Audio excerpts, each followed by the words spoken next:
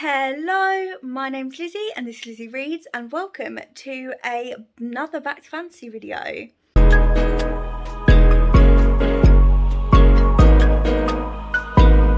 This is Back to Fantasy 2.5.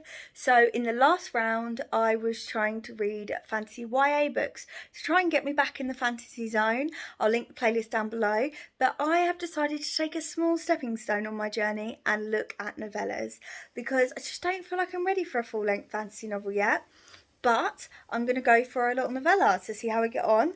I'm going to start with Servant Mage by Kate Elliott. I have no idea what it's about. It's got a dragon on the cover. I think it's indie and I got it from Cassidy. Covers with Cassidy's Novella TBR. So I did steal this from her TBR and I've downloaded the ebook. I'm going to see how I get on. I'm currently on sprints with Christy and Becca.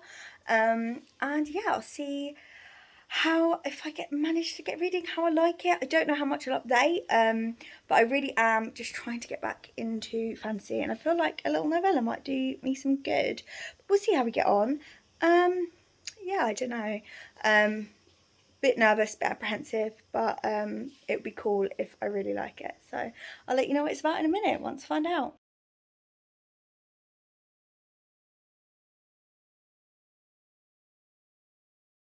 So it is the morning and I read about 30 pages last night of Servant Mage and like another 20 this morning before I'm about to start work, and I have a little bit more of an idea actually now of what's going on. I'm not sure the main character's name, it's literally just escaped me already, and the ebook is on my phone which I'm filming on so I can't check it. But the main character is a lamplighter mage, which means she has like fire magic, and she is an indentured servant or slave, and this is the way like mages and I presume it's like all magic wielders are being treated at this time, and she is sucked into the monarchists because I believe the monarchy used to be dragons, and then they were all killed, and now the liberalists, they keep calling them liberalists, but it's not a word that like I feel is right in my head, are like have made all of the mages have to be like indentured servants and slaves, essentially, is what I'm gleaning from it so far. And the main character has been sort of pulled into a quest with these revolutionists, and it looks like there has just been a baby born who may also be a dragon or connected to the dragons in some way. Again, like this is part of the whole project. Me trying to piece together what is going on in these books is a little bit difficult, especially this is I've jumped into something completely unknown, so I'm still a bit not sure what's going on. But yeah, we'll see how I get on with Servant Mage. I'm enjoying it so far. The characters are interesting and I'm gripped. I just brain processing is low, but that's just the standard for me these days. So I've just started my lunch break. On my morning break I read like 10 pages, 19 pages actually, of Servant Mage, and I just remembered that because I'm taking part in the West End Readathon, I would need to get my ticket to the show. I've had a look at the prompts and I've decided to go with Legally Blonde because it is out of your comfort zone, and because fantasy feels so out of my comfort zone at the moment, but also a novella is very out of my comfort zone for now. So I am going to listen to the first song on the Legally Blonde soundtrack. I decided to go in at the start because I've not actually ever seen Legally Blonde, the TV show I've seen, but I've not seen the musical or anything like that. So I thought I would just start, and the first song is called Oh My God, You Guys. So I'm going to do that and then I'm going to carry on with the book. So I'm actually eligible for the readathon. Hello. So I just finished Servant Maid in bed this morning, and I enjoyed it. I've given it 3 stars.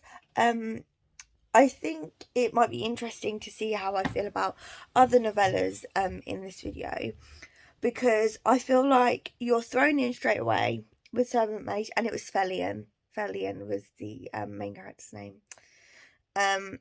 And you're thrown into the story straight away. It moves very quickly. So much happens, and then it like wraps up at the end. Obviously, it's a story. There's an ending, and it was good. But there were times in the middle where I was a little bit lost because I felt like so much was happening. This happens to me not just with novellas. This happens with fantasy stories, and I wonder if this is why Robin Hobb's always a hit, because Robin Hobb's character's story, like, it's very character driven, and it's very slow going. There's lots of time to take in what's happening, and I feel like that works better for me. Because I find sometimes, like when I'm reading The Poppy War, it all gets a bit lost in there, and I don't know what's going on. I liked it. I liked it a lot. Just when I was really confused in the middle, like, or not confused, I was just trying to, like, I felt like I was on overdrive trying to piece it all together. That's definitely a me problem. But also this book feels like it definitely could have been longer. Like it would, the situation and the story would have suited well to slightly longer, like a short fantasy novel, but not so much a novella. But then again, it might not have had the same impact as, or like it might not have been as good, because it might have been like, well, this could have been a novella. So you can't really judge. I definitely recommend it if you're more comfortable with fantasy than I am at this moment in time. So yeah, I don't know which one I'm going to pick up next, but I will see what I can come up with. So it is later on in the day now. It's a bit weird. That's better. So it's a bit later on in the day now, and I am about to start The Jewel and Her Lapidary. Lapidary? I'm not sure if that's how it would be pronounced. But it is an audiobook, and it's only an hour and a half, so it's actually quite short. But I believe it's sort of a really short, like, final.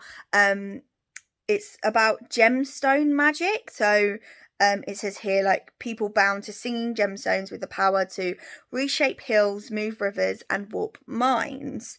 And obviously that's all been at peace, and the kingdom's been fine. And then now someone's betrayed the court, and the last princess of the valley has to kind of save things. So I think it would be a really interesting one to read and see how we get on. It's quite short. I've decided to actually read the synopsis beforehand this time, and the reason I did that is so that I can actually have a grasp of what's going on in the story from the get-go, because I thought that might be clever, instead of actually just going in blind. It might help me get to grips a bit quicker. Don't know how long it'll take me to read this one, because it's quite very short, but I thought I'd mix out with a shorter one to go with it and see how we get on. I'll let you know. The narrator pronounced it lapidary. So I just finished The Jewel and Her Lapidary, and I thought it was okay. The format was kind of weird. I think the audiobook wasn't the best. It kept repeating things and repeating sentences and pausing for an abnormally long amount of time, which I found to be really annoying. It was interesting, and I was sort of gripped from the beginning. Again, lost it in the middle, and lost it a bit towards the end. The beginning started with some sort of like textbook or history book, and that was interesting, and I thought it was really good to start with, and then it went into the story, and then it towards the end it jumped out, and it was like back in the narration of the history book, and yeah, I thought it was weird, but it was okay, and I read through it really quickly. It was a really quick read, but I just am not grasping these novellas. So I'm wondering if like novellas just really aren't for me in this sort of thing. So I did actually use this book for 2 West End read prompts, and that is Jesus Christ Superstar for Betrayal and Evita, as it had a narrator at points. A bit of a stretch, but I'm going with it. Because there was a other voice in the story. So I thought that would count. So I've got my tickets for those shows, but I didn't mention them earlier. And I am now going to move on and read The Empress of Salt and Fortune by Nevo. And this is it's like inspired.